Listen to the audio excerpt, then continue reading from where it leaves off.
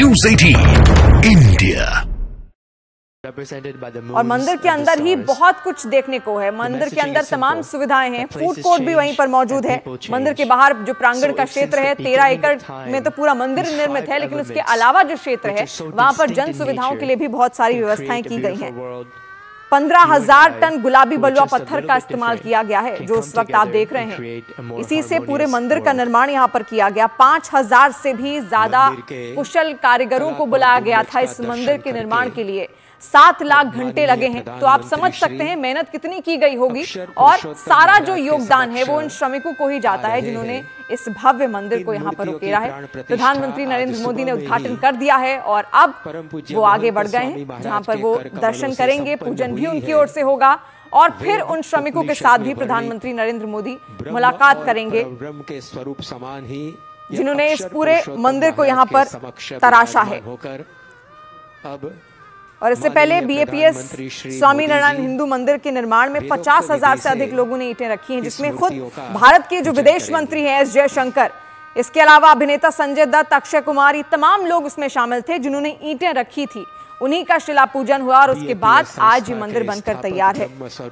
मंदिर परिसर भारतीय शैली में बना हुआ है और इस मंदिर परिसर में बच्चों के लिए कक्षाएं हैं, प्रदर्शनी है, खेल के मैदान भी इसी मंदिर परिसर के अंदर हैं। 27 एकड़ की पूरी भूमि है। भारतीय शैली से, नागर शैली से इसको बनाया गया है और भारत की एकता को दर्शाता है, उसकी संस्कृति को दर्शाता है। और ये सुंदर तस्वीर जिसका इंतजार हर भारतीय कर रहा था, हर सनातनी कर रहा था, आज पूरी दुनिया ने इस तस्वीर को देखा, क्योंकि विश्व नेता कहा जाता है प्रधानमंत्री नरेंद्र मोदी को, और जहां जाते हैं वहां पर दुनिया की नजर तो पड़ती ही है। और ये मंदिर के अंदर की तस्वीर, जब वहां पर मंत्रोच्चार के साथ, विधि विधान के साथ पूजन इस वक्त हो रहा है। आज जुड़े हुए प्रधानमंत्री नरेंद्र मोदी अबू धाबी मंदिर से ये लाइव तस्वीरें इस वक्त आप देख रहे हैं। गुरुर् ब्रह्मा गुरुर्विष्णुर् गुरुर्देवो महेश्वरः गुरुः साक्षात् परब्रह्म तस्मै श्री गुरवे नमः। स्वस्ति तिलकम। अब महंत स्वामी महाराज। नमस्कार व्यूअर्स, मैं हूं अमीश देवगन और लगातार आप हमारी बहुत बड़ी कवरेज देख रहे हैं। इस समय आबू धाबी में पहले हिंदू मंदिर की।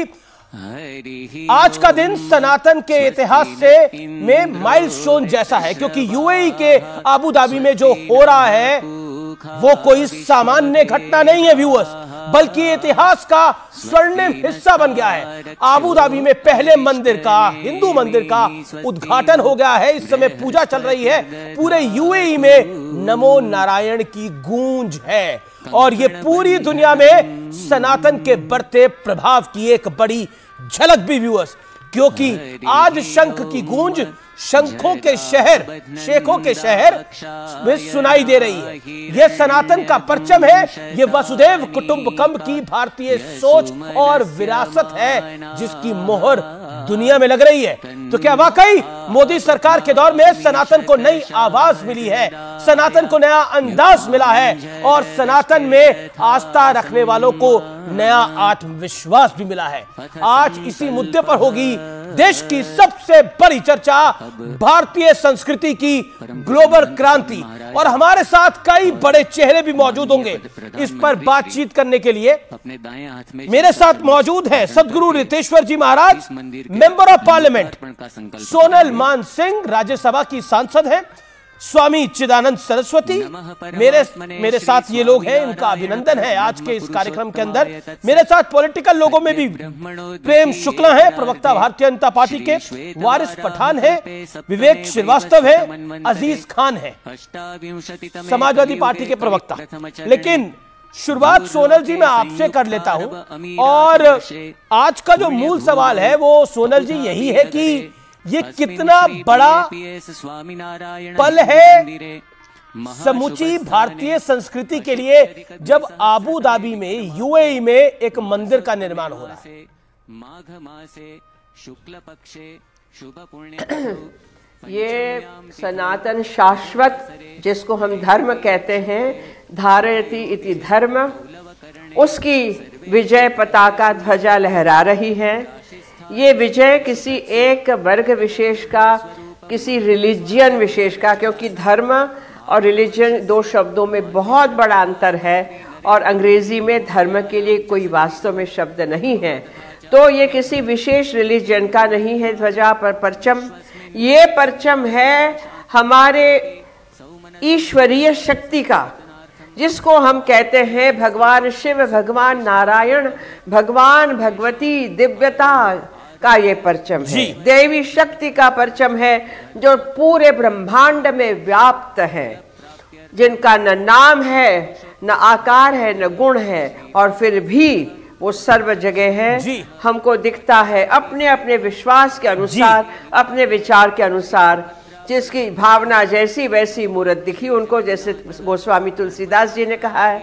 तो ये उसी विश्वास का, जैसे आपने कहा अमीश जी, कि एक नए आत्मविश्वास का परचम है, वसुधैव कुटुंबकम का परचम है, किसी एक व्यक्ति का नहीं। लेकिन मैं कहूंगी जरूर कि हमारे यशस्वी प्रधानमंत्री नरेंद्र मोदी जी ने जिस प्रकार से विश्वास जगाया है पूरे विश्व में, कभी हम सोच नहीं सकते थे, हमारे 10 पीढ़ियां नहीं सोच सकती थी अबू धाबी में एक मंदिर बनेगा और उस मंदिर के उद्घाटन में इतनी भव्यता होगी, इतनी दिव्यता होगी। ये बिल्कुल स्वप्न से बाहर था, लेकिन वो स्वप्न साकार हुआ है। मैं बहुत बहुत गर्व से और प्यार से और क्या कहूं कि आनंद से अभिनंदन कर रही हूं। अभिनंदन कर रही हैं। मेरे साथ ऋतेश्वर जी महाराज भी हैं। ऋतेश्वर जी महाराज, आपका भी अभिनंदन है। और मेरा सवाल ये है कि जनवरी में राम मंदिर और फरवरी में आबू धाबी में हिंदू मंदिर,